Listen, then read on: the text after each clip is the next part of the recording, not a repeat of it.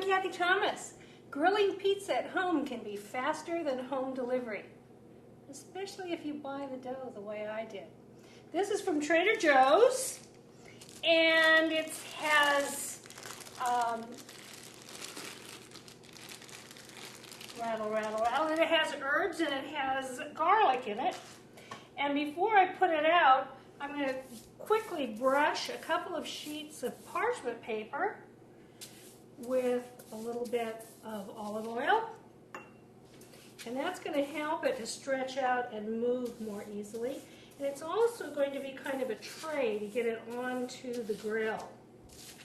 So those are ready, and I'm going to cut the dough in half and put half on each sheet of parchment, and then just start pressing it out. And it doesn't need to be glamorous. You're not going for a perfect circle. You're just trying to move the dough with your fingers so that it gets to be a little bit thinner than 1/4 of an inch. And I think you want it to be about an 8-inch piece of dough crosswise. I'm going to actually even have a ruler here, and it's 9 inches, so it's going to be nice and thin. It's going to taste terrific, and we're going to go out to the barbecue. Okay, so I've brushed a paper towel with a little bit of vegetable oil and put it on the end of these tongs so I can brush the grate, and then it's going to give it nice grill marks. And here's my pizza right here, and I'm going to brush it with a little olive oil. And I love the shape. It kind of has an amoeba-esque kind of look to it. And now I'm going to grab that parchment paper and turn it upside down on the grill like so.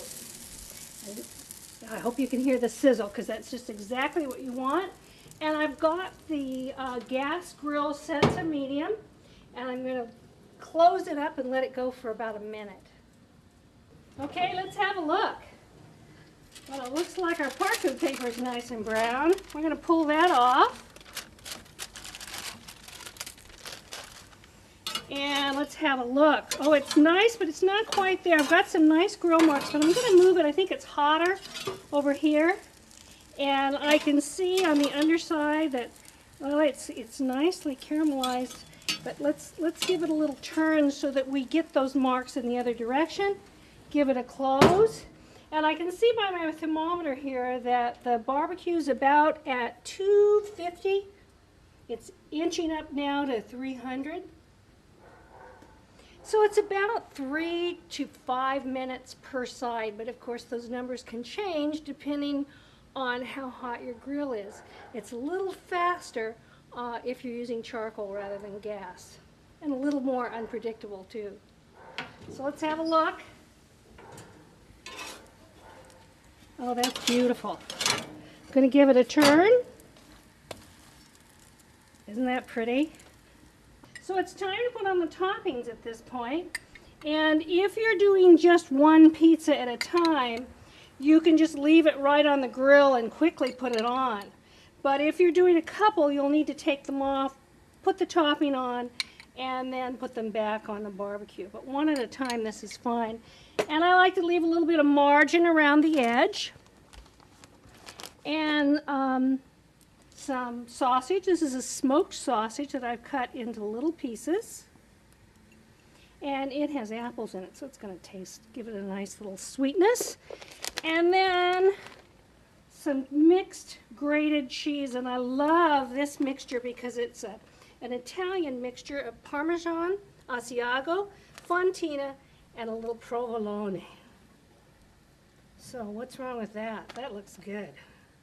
All right, and we'll put the lid down for a minute and let it finish cooking. So I think the pizza looks great. It smells wonderful. I think it'd look prettier if you take a little bit of olive oil and just brush the edge a little bit like so. And then if you think that the dough is a little bland, I like to put on just a tiny bit of salt around the edge. And this is just perfect for a child's taste, to my point of view. I like to make it just a little bit tangier for my taste buds. So I like to put on a little prosciutto. So I have a couple of strips here of very thin prosciutto, which is an Italian dry cured ham.